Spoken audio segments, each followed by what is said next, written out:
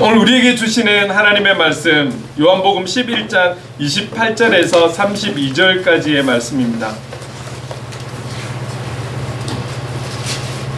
제가 가진 성경 신약 166쪽에 있습니다. 제가 이 말씀을 봉독할 때에 또 하나님의 음성을 들으시기 바랍니다. 이 말을 하고 돌아가서 가만히 그 자매 마리아를 불러 말하되 선생님이 오셔서 너를 부르신다 하니 마리아가 이 말을 듣고 급히 일어나 예수께 나아가매 예수는 아직 마을로 들어오지 아니하시고 마르다가 맞이했던 곳에 그대로 계시더라. 마리아와 함께 집에 있어 위로하던 유대인들은 그가 급히 일어나 나가는 것을 보고 곡하러 무덤에 가는 줄로 생각하고 따라가더니 마리아가 예수 계신 곳에 가서 배웠고 그 발 앞에 엎드려 이르되 주께서 여기 계셨더라면 내 오라버니가 죽지 아니하였겠나이다 하더라. 아멘. 저는 되게 고민을 많이 했어요. 제목을 어떻게 잡을 것이냐. 그 제목을 어떻게 잡냐에 따라서 어떤 내용의 흐름은 그 방향에 맞춰서 가게 되는 거니까요. 근데 저는 오늘 이 제목을 엎드림이라는 한 단어로 좀 표현을 해 보았습니다. 여러분, 우리가 첫 찬양에서부터 쭉 찬양 흘러오면서 제가 좀 찬양할 때 보면 한 단어를 조금은 강조했어요. 너무 튀게 할 수는 없지만 그 단어가 바로 엎드리다라는 거예요. 그래서 우리의 모든 다른 예배 다 그렇겠지만 우리의 어떤 경배의 찬양의 첫 곡에서부터 사실 모든 흐름은 이 주제에 맞춰서 준비가 되어져 가고 있어요. 물론 우리가 중보 기도를 해야 되는 이런 특별한 구체적인 제목이 있는 그런 찬양들은 또 거기에 맞는 찬양을 준비하는 것이지만 전체적인 흐름은 거기에 맞춰서 가는 것이죠. 오늘 제목은 엎드림. 이게 몰라서가 아니라 제가 서두에도 말씀드렸지만 다시 한 번 더 우리가 잃어버린 것을 깨우고 회복할 필요들이 참 많은 거죠. 그것을 회복할 수 있는 기회가 지금 이때가 아닌가, 저는 그렇게 생각을 하는 거예요. 여러분, 우리가 살아가면서 웃을 수만 있고 좋을 수만 있고 관계도 잘 되고 하는 것마다 잘 되고 그렇게 살아갈 수 있다라면 얼마나 좋겠습니까? 그러나 결코 이 땅에서의 삶이 내 생각대로만 되어지는 것이 아닙니다. 내 뜻대로만 되어지는 것이 아닙니다. 정말 만만치 않은 거예요. 물질 문제, 건강 문제, 어떻게 감당할 수 없는 자연재해, 여러 가지 문제, 시대적인 문제, 이걸 어떻게 우리가 다 감당하면서 우리의 힘으로 다 그것을 막고 이겨내고 헤쳐가고 할 수 있겠습니까? 사실 이 코로나도 우리가 어떻게 할지를 몰라서 온 세계가 그냥 머리를 싸매고 이름에도 불구하고 벌써 2년이 이렇게 지나가 버리는 이런 연약함을 바라볼 수밖에 없는 것이죠. 자, 그런 어떠한 환경에 있다 할지라도 우리가 포기하지 않고 타협하지 않고 내려놓아서 안 되는 것이 무엇이냐면 신앙이라는 것이네. 저와 여러분이 갖고 있는 신앙이라는 것입니다. 신앙은, 특히 우리가 가진 이 신앙은 말이죠, 단지 좀 어렵고 힘들 때 우리의 마음의 위안이 되고 안식처가 되고 좀 평화를 주고 우리의 감정을 좀 다스릴 수 있는 그런 도구가 신앙이 아닙니다. 저와 여러분이 갖고 있는 신앙, 그리고 그 신앙 고백은 영원히 죽고 사는 문제, 영원한 천국과 영원한 지옥에 대한 문제, 다시 말하면 구원을 받고 못 받고의 문제가 이 신앙 고백에 따라서 주어진다라는 것이죠.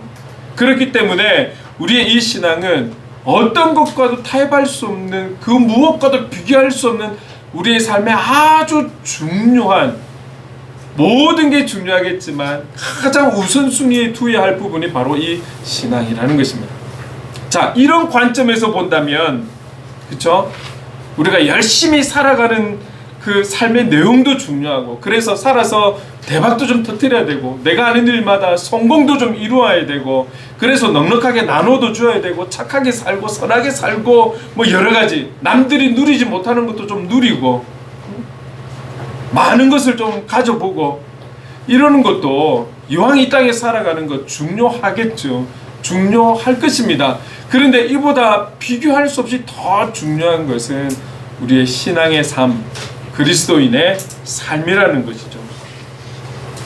우리가 중요하게 생각하는 그 구원이라는 부분이 얼마나 선하게 살았느냐, 얼마나 성공하며 살았느냐, 무엇을 이루었느냐, 또 얼마나 하나님께 바쳤느냐, 헌금했느냐, 섬겼느냐, 봉사했느냐, 여기에 의해서 우리가 구원받는 게 아닌 것을 우린 잘 알고 있잖아요. 오직 예수 그리스도를 믿는 그 믿음으로 가는 나라, 그 나라가 하나님 나라라고 우리는 찬양을 하는 것이고, 구원은 오직 예수 그리스도에게만 있다라는 것을 우리는 너무나 잘 알고 있는 것이죠.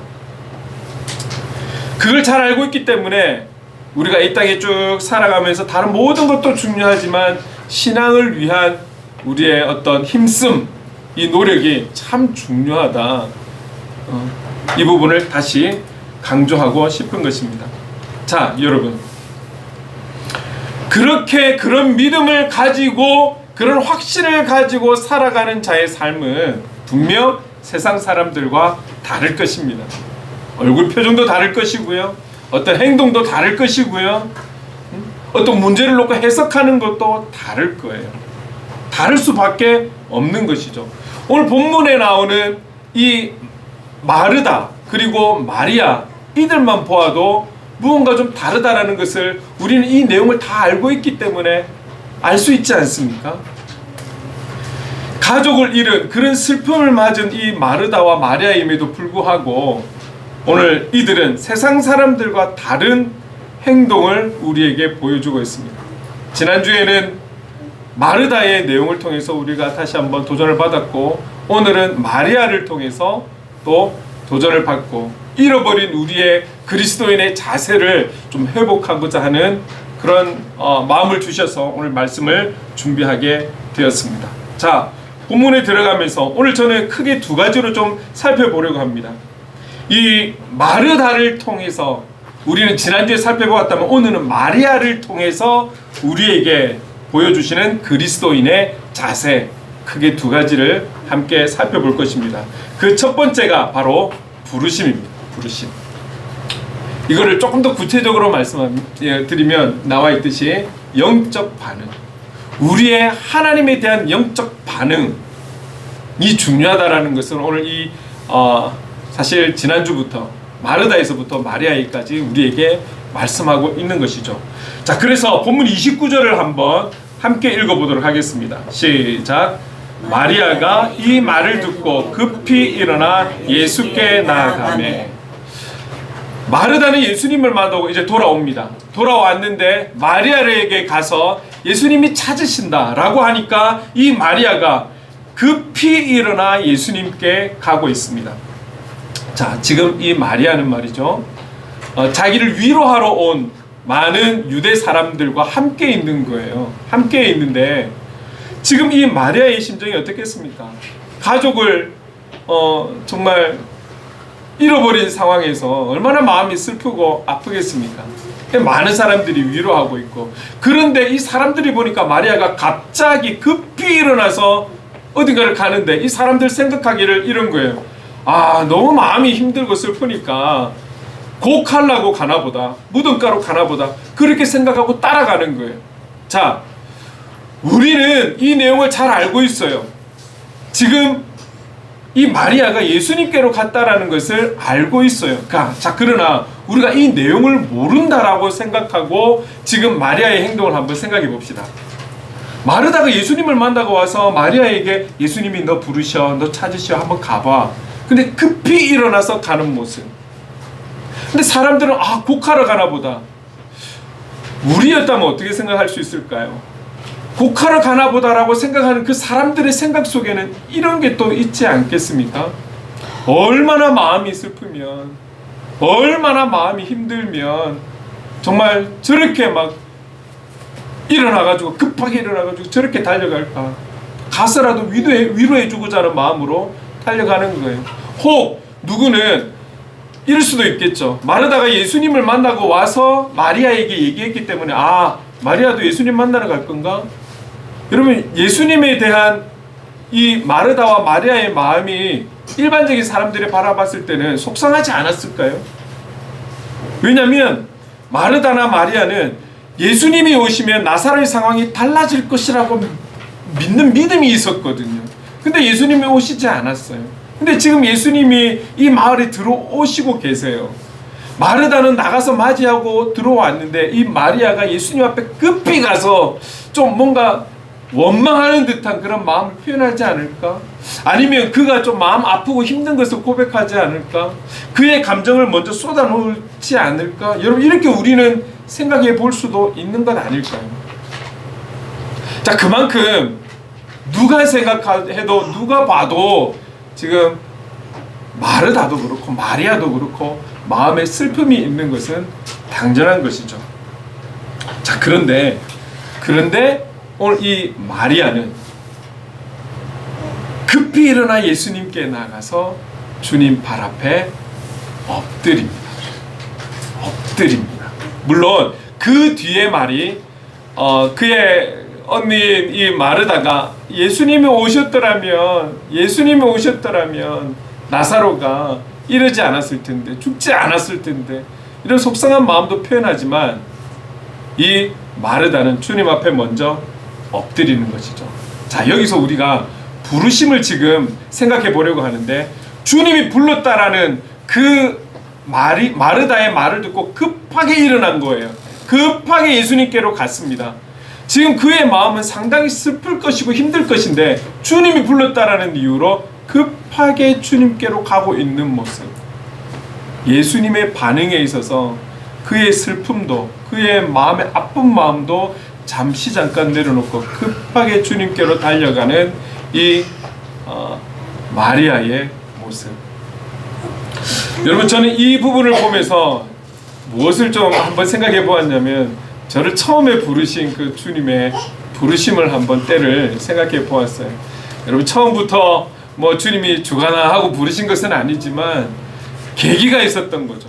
하나님께서 저를 부르시는 데 있어서 도구 삼으시고 통로 삼으신 부분이 분명히 있었던 것입니다. 그게 뭐냐면, 제가 고등학교 때 대동고등학교, 대신동에 있는 대동고등학교를 나왔는데, 여기가 미션스쿨이다 보니까 학교에 그 기독교 중창단이 있었어요.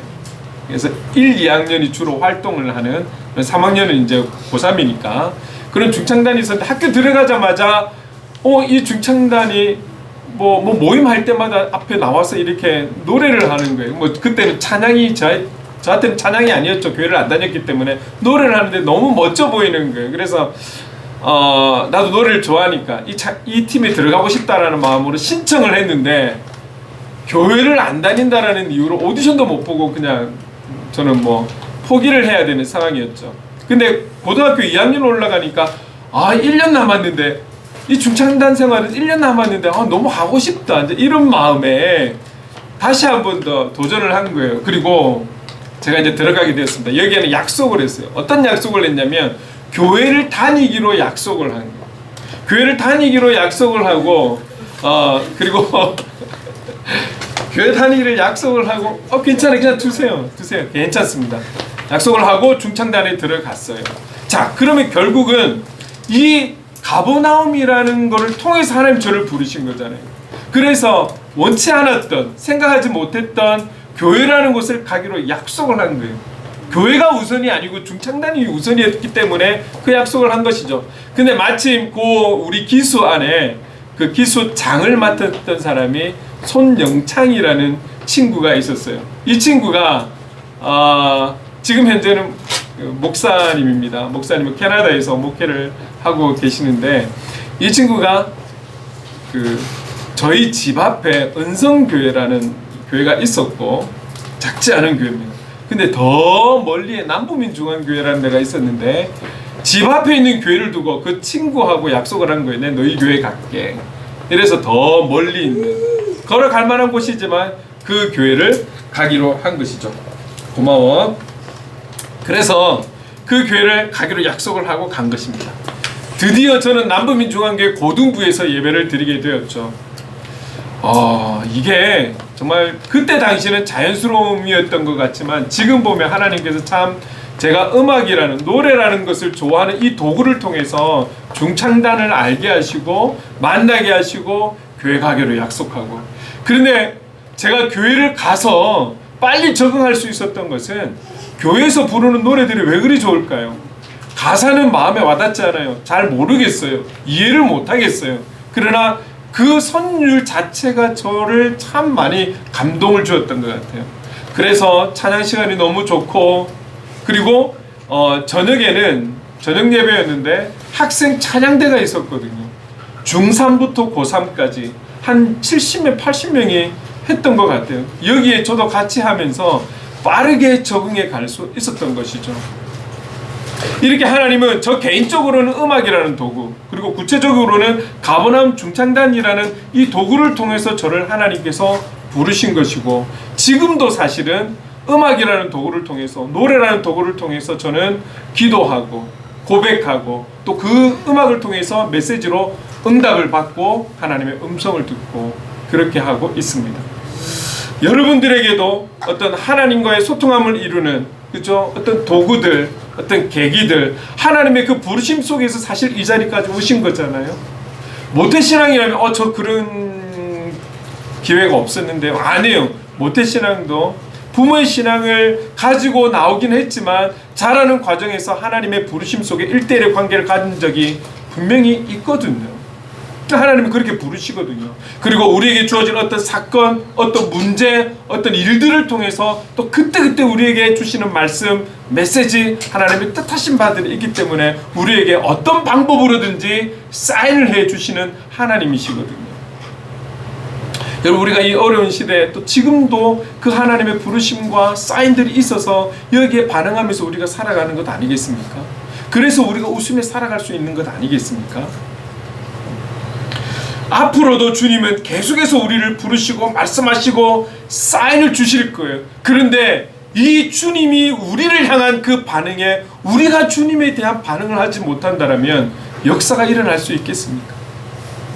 많은 사람들이 요나와 같은 그런 상황들, 환경들, 내가 반응하지 못하면 하나님께서 나의 멱살을 잡고서라도 인도하시겠지라는 이런 잘못된 생각 속에 살아가서는 안 된다는 거죠. 주님의 우리를 향한 인도하심에 우리 또한 그 인도하심에 반응할 수 있는 영적인 깨어짐이 있어야 된다는 거죠. 영적인 반응이 우리에게 있어야 한다는 것이죠. 그러기 위해서 여러분, 우리는 지속적인 우리 개개인의 경건의 훈련과 그리고 성령님의 도우심이 꼭 필요한 것입니다. 여러분, 이렇게 주님 앞에 반응할 수 있는, 성령님께 반응할 수 있는 그리스도인은 살아가는 삶이 다른 거예요. 다른 거예요. 세상 사람들과 같을 수가 없어요. 우리가 예수를 믿는다라고 해서 어떤 고난이 우리를 피해가는 것 아닙니다. 바이러스가 우리를 피해가는 것 아니에요. 문제를 피해갈 수가 없어요. 그러나 이런 믿음으로 살아가는 자, 이런 영적인 반응을 하면서 살아가는 자는 이런 모든 문제 속에서도 헤쳐나가는 방법이 다른 것이죠. 해석이 다른 것이죠. 여기에 부딪혀 나가는 자세가 다른 것이죠. 우리 얼굴의 표정이 다른 것이죠. 늘 언제나 우리가 주님의 부르심에 예수의 이름으로 일어나서 나아갈 그런 준비된 그리스도인으로 함께 살아갈 수 있기를 간절히 소망합니다. 자, 그렇다면 또 이 마리아를 통해서 바라보는 우리 그리스도인의 자세, 두 번째가 사실 이 부분을 좀 더 많이 강조하고 싶은 거예요. 엎드립니다. 엎드림. 조금 전에도 전체적인 내용을 설명하면서 이 마리아는 주님을 만나자마자 그의 슬픔과 그의 감정이 분명히 있음에도 불구하고 주님을 만났을 때 그의 발 앞에 엎드리는 마리아의 모습을 우리는 보았습니다. 자, 여러분, 우리가 32절을 한번 같이 읽어볼까요? 본문 32절 함께 읽어보겠습니다. 시작. 마리아가 예수 계신 곳에 가서 배웠고 그 발 앞에 엎드려 이르되 주께서 여기 계셨더라면 내 오라버니가 죽지 아니하였겠나이다 하더라. 뒤에 가서는 마르다처럼 그 마음에 슬픔이 있다라는 걸 주님 앞에 고백은 하지만 그 이전에 먼저 이 마리아가 주님 앞에 한 행위는 그의 발 앞에 엎드렸다라는 거예요. 슬픔이 가득한 그녀가 주님을 만났음에 그 슬픔이 먼저고 그 표현이 먼저고 그렇지 않겠습니까? 근데 그녀의 먼저는 주님 발 앞에 엎드렸다라는 거예요.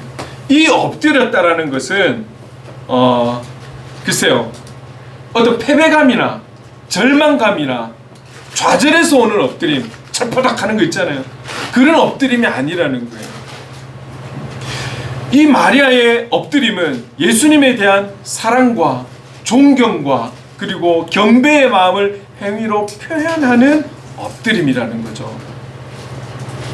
우리가 예배 시작하면서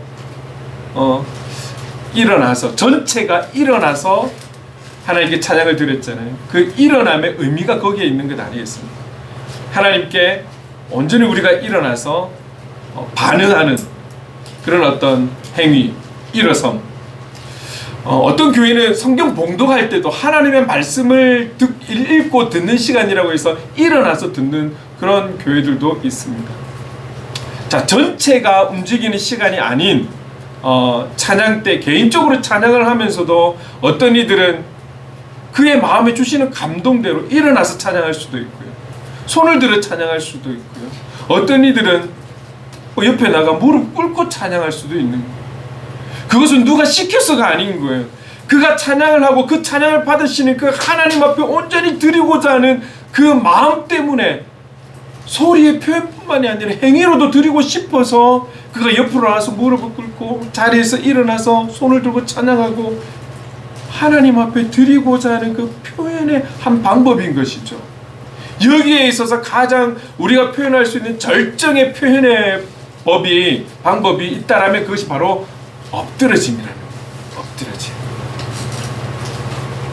이 엎드리다. 성경에도 보면 구약에서나 신약에서나 하나님의 천사를 만났을 때 또 신약에 와서도 주님을 만났을 때 이 하나님의 사람들이 그 앞에 엎드러졌다 라는 표현들이 곳곳에 나와 있습니다. 이 엎드린다라는 것은 그들이 만난 그 하나님, 성령 하나님, 그 주님 앞에 엎드린다라는 것은 그들의 최고의 공경과 경배의 행위적 표현이라는 거죠.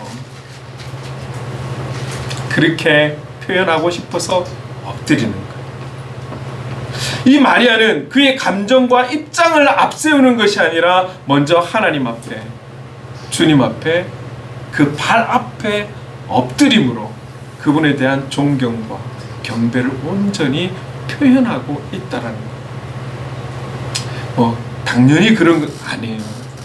여러분, 우리가 조금 당황스러운 일만 생겨도 잘 숙지가 되었던 행동들이 나오지 않는 경우들이 있잖아요.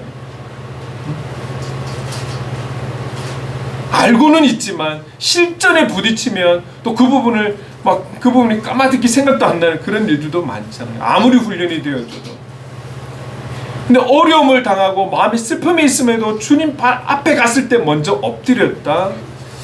여러분 이 행위는 쉽게 나오는 행동은 아닌 것 같아요. 그가 평상시에 주님에 대한 어떤 마음을 가졌는지를 알 수 있는 부분이지 않는가 이렇게 생각을 합니다. 저는 이 엎드림에 대해서 좀 묵상을 하다가 우리 박수인 권사님을 좀 생각하게 되었어요.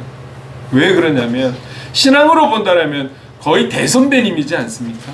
신앙의 삶을 본다라면 우리 박수인 권사님은 우리에 비하면 대선배님이세요.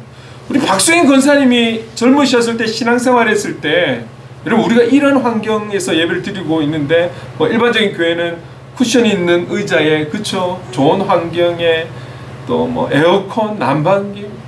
그러나 아마 박수인 권사님께서 젊으셨을 때 신앙을 접하고 신앙생활 하셨을 때는 정말 열악한 상황이었을 거예요. 시대적으로도 그랬겠지만 의자가 어디에 있겠습니까? 거의 마룻바닥 아니었겠습니까?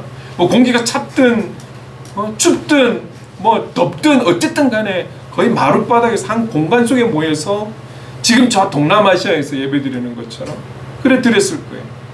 자, 그렇게 모여 있다가도 예배 시작 종이 울리면 아마 많은 분들은 제가 예상컨대 무릎을 꿇지 않았을까요?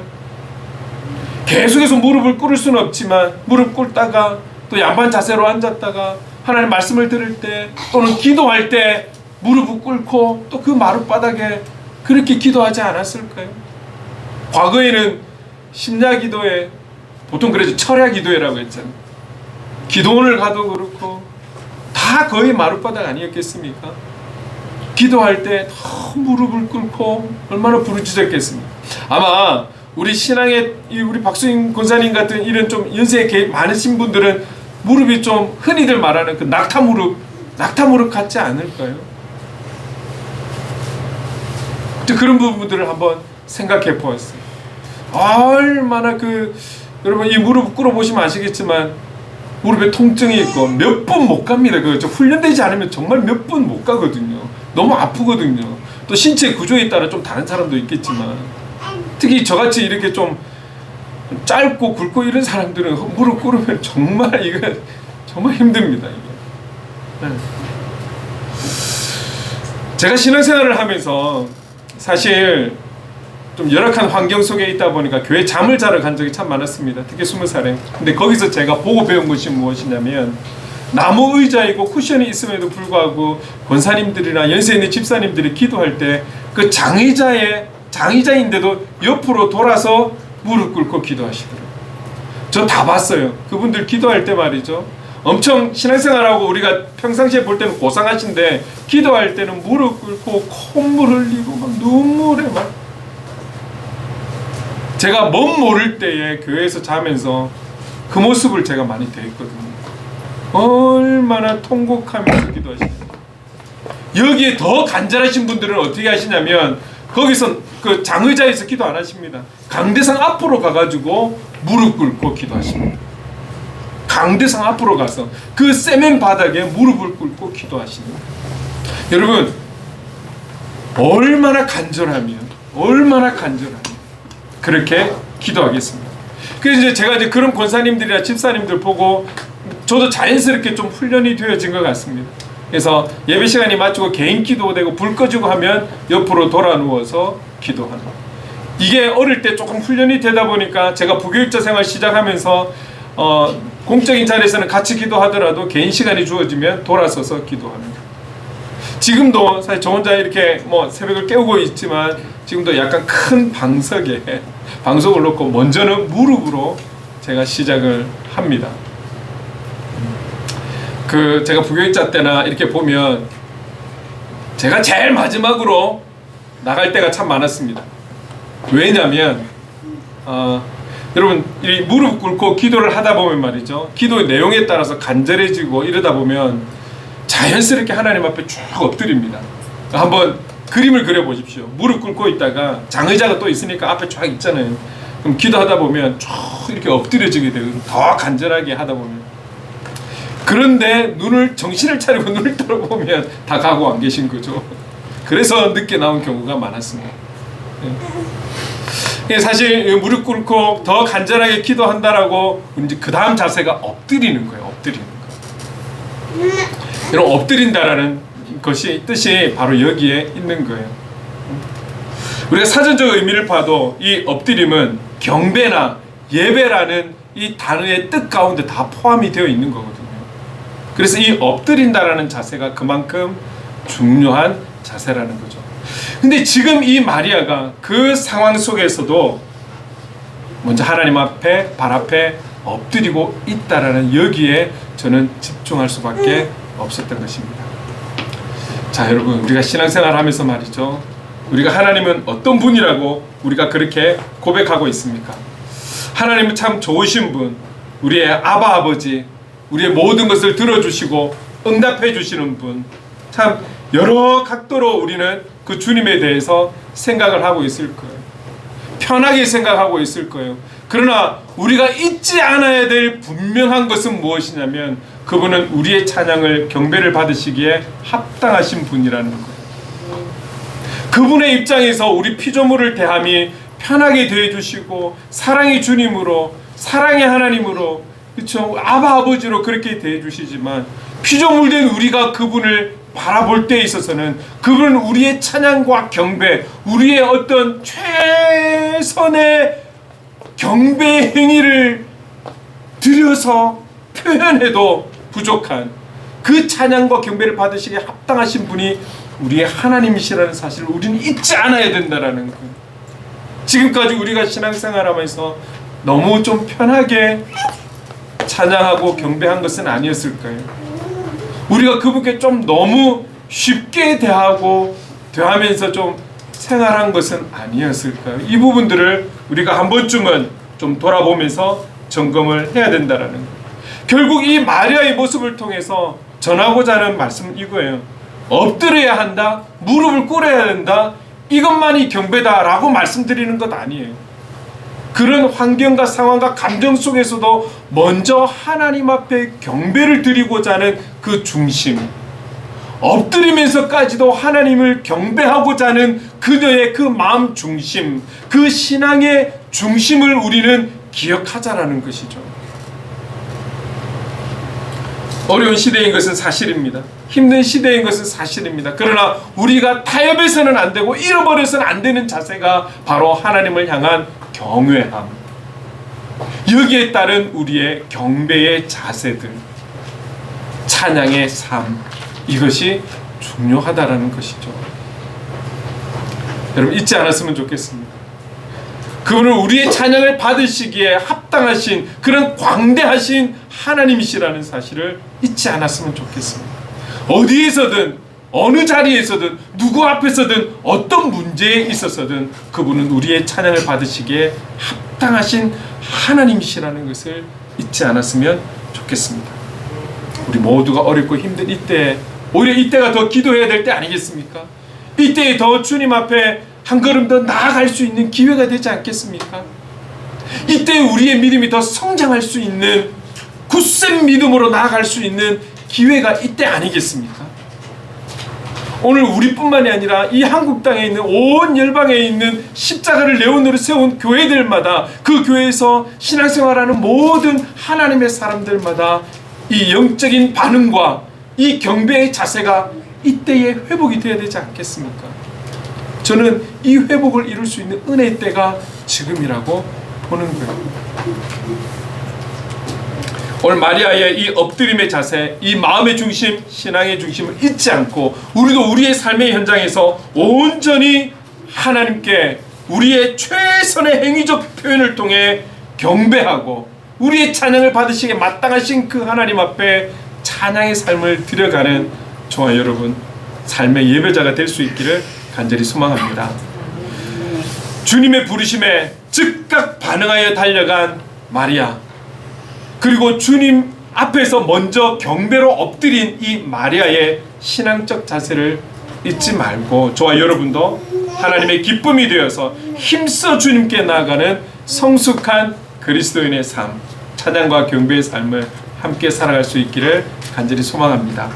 아멘. 자, 우리 이 내용을 가지고 주 여호와는 광대하시도다, 이 찬양을 함께 드렸으면 좋겠습니다.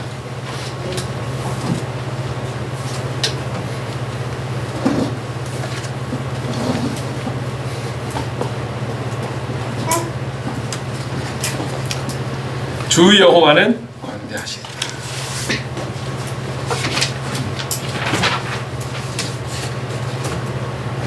오늘 이 찬양이 이 자리에서만이 아니라 우리 한 주를 살아가는 그 삶의 현장에서도 오늘 동일한 찬양으로 하나님께 영광 돌리며 살아갈 수 있기를 소망합니다. 주 여호와는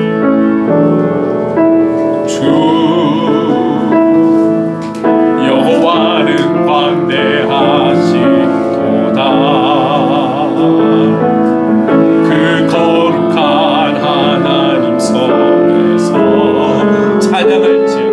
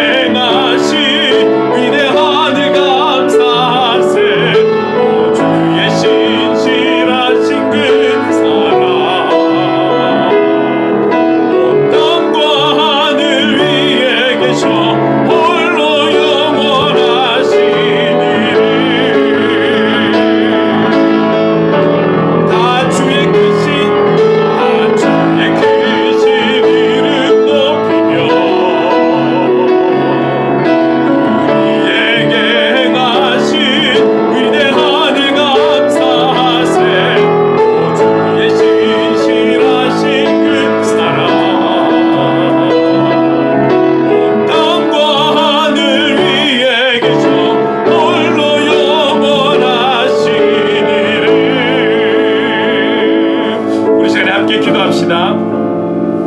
우리가 주님을 너무 쉽게 편하게 사랑의 하나님으로만 생각하면서 우리가 우리 좋은 대로 주님을 대한 것은 아닌지 좀 우리의 자세를 돌아보며 회개하기를 원합니다. 주님은 우리의 최선의 경배를 받으시기에 합당하신 분, 우리의 최선의 삶의 모습을 통해 영광 받으시기에 합당하신 최고의 하나님이라는 것을 우리 다시 한번 기억하면서 예수님처럼 더 낮아지고 엎드려지는 그런 그리스도인으로 살아가기를 원합니다.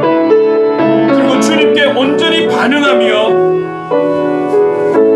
영적 민감성을 가지고 살아갈 수 있기를 원합니다. 성령님 도와주시옵소서. 우리 시간에 들은 말씀을 기억하면서 간절함으로 기도하며 나가겠습니다. 하나님 많으신 하나님 아버지 감사합니다. 하나님 아버지 오늘 이 정말 마리아의 모습을 통해서 하나님 아버지 정말 주님의 그 부르심에 급히 반응했던 그 마리아의 모습, 하나님 아버지 앞으로도 우리가 살아가면서 주님께서 우리에게 말씀하시고 우리에게 사인을 주시고 우리를 부르실 테니까요, 그 주님의 반응에 반응할 수 있는 영적 민감성이 우리에게 있게 하여 주시옵소서. 주님 기도합니다. 하나님 아버지 오늘 이 마리아가 슬픔 중에도 주님 앞에 먼저는 그 발 앞에 엎드렸던 것처럼 그가 드릴 수 있는 최선의 하나님 경배의 모습으로 주님 앞에 나갔던 것처럼 저희들도 우리 삶의 자리가 어떠하든 어디이든 무슨 일이 있든 그 현장에서 이 하나님 마리아의 신앙의 중심, 경배의 중심을 가지고 살아가는 그런 경배자들이 될 수 있도록 주님 인도하여 주시옵소서. 주님은 우리의 찬양을 받으시고 주님은 우리의 경배를 받으시기에 합당하신 하나님, 하나님 아버지 우리의 전능하신 하나님이요 전대하신 하나님이시고 우리의 전부가 되시는 하나님이심을 잊지 않게 하나님 아버지 도와주시고 어디에서든 주님을 찬양하는 삶으로 살아갈 수 있도록 그런 예배자의 삶을 살아갈 수 있도록 주님 인도하여 주시옵소서. 오늘 마리아의 중심이 나의 중심이 되고 마리아의 그 자세가 우리의 자세가 될 수 있도록 도와주시옵소서. 성령님 그렇게 도와주시옵소서. 주님, 사랑의 주님, 여기 모인 저희들 마리아처럼 늘 언제나 우리와 함께 하시는 주님께 언제라도 반응할 수 있는 그런 영적 민감성을 가지고 살 수 있도록 도와주시옵소서. 주님 우리에게 부르시고 사인하시고 하나님 말씀하실 때 언제든지 어떤 상황 속에서라도 반응할 수 있는 그런 하나님의 사람으로 살아갈 수 있도록 도와주옵소서. 어디에서라도 우리의 최선의 삶의 모습과 행위를 통해 최고의 하나님께 영광을 올려드리는 그런 참된 예배자의 삶을 살아가는 저희들이 될 수 있도록 그렇게 살아야 하는 피조물임을 잊지 않게 하시고 어떤 고난과 시련과 역경 속에서도 여호와 하나님의 그 정말 광대하심을 엎드려 찬양하는 주님의 기쁨이 되어 살아갈 수 있도록 성령님 도와주시옵소서. 긍휼히 여겨 주시옵소서. 예수님의 이름으로 기도드립니다. 아멘. 우리 다 함께 자리에 일어나서 찬송가 620장 3절만 부르도록 하겠습니다.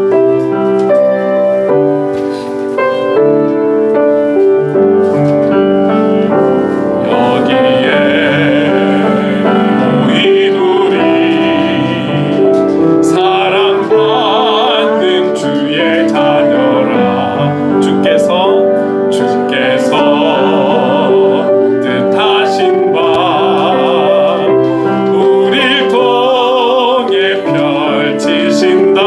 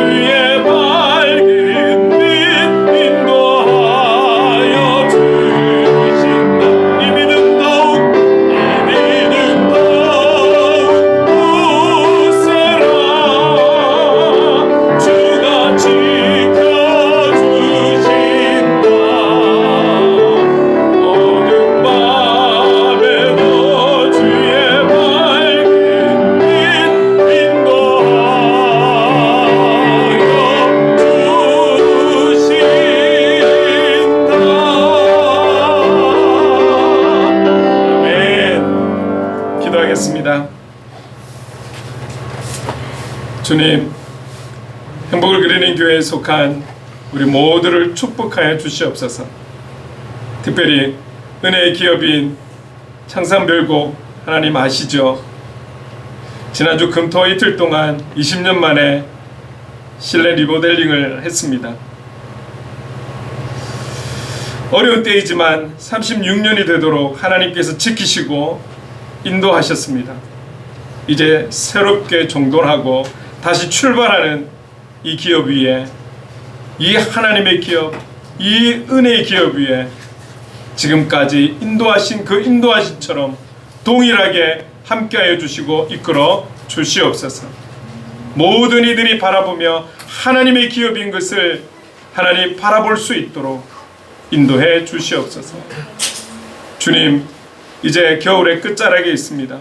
하루하루 온도차도 심하고 오미크론이 정말 많은 이들의 마음을 힘들게 하고 있습니다. 비록 약하다고는 하지만 여전히 노약자에게는 위험한 존재입니다. 모든 성도 한 분 한 분을 지켜주시되 특별히 우리 박수인 권사님과 예은이 이 어린 딸을 이들의 건강을 책임져 주시옵소서. 시작된 이 한 주도 주님 때문에 행복한 그런 그리스도인의 삶이 되고 굳센 믿음으로 승리하는 한 주가 될 수 있도록 인도해 주시옵소서. 우리 구주 되시는 예수 그리스도의 한량없는 은혜와 하나님 아버지의 무한하신 사랑하심과 성령님의 감화 감동 역사 충만하심이 모든 상황 속에서 영적 민감성을 가지고 주님께 반응하며 그리고 모든 상황 속에서 엎드림과 같은 우리의 최선의 경배의 모습을 통해 최고의 하나님께 영광을 올리며 그리스도인답게 살아가기를 원하는 이 자리에 함께하는 하나님의 사람들과 행복을 그리는 교회 위에 영원토록 함께 하시기를 간절히 축원하옵나이다. 아멘.